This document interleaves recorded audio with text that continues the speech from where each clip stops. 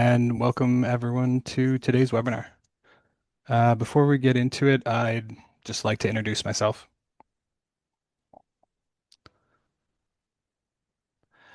My name, is Cody McCachran, and I work for CSols supporting laboratory informatics projects.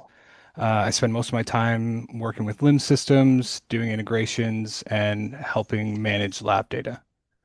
And in my free time, I like to be as active as possible. I like running, I play soccer, I do kickboxing or Muay Thai. uh, all sorts of active things.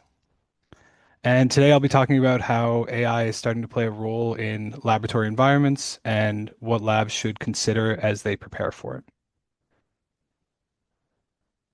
So today we're going to be walking through several topics related to AI in labs and what it really means for labs that are considering adopting it.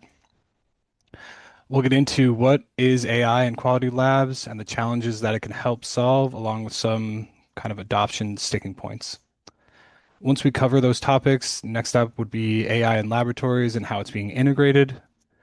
Then we'll look at some of the common misconceptions about AI in labs. There are a lot of misconceptions out there about what AI can and can't do. Hopefully, I can dispel some of those notions. After that, we'll talk about AI framework and what labs need. Then AI safety, along with some practical examples. And at the end, we'll get into a bit about how CSols can help support your lab. So, without further ado, what is AI in quality labs? In laboratory environments, AI refers to systems that can analyze data, identify patterns, and generate insights from large data sets. AI is typically applied to data generated from instruments, limbs, and other laboratory systems where it can process information at a scale beyond manual review. Rather than making decisions independently, AI is used in a decision support capacity, helping scientists and quality teams interpret data more efficiently. AI operates alongside existing laboratory processes, providing additional analytical insight while maintaining human oversight and control. So, while AI provides these capabilities, the question is, what challenges in the lab is it helping to address? Labs today generate large volumes of data and have complex workflows. And a lot of the challenges labs face come from how that data is reviewed and managed. One of the most common challenges is manual review. It's time consuming, and scientists and techs often spend a significant amount of time reviewing routine or even inspect results, which can take away time from the more important work. Another challenge is missed or hidden trends and anomalies.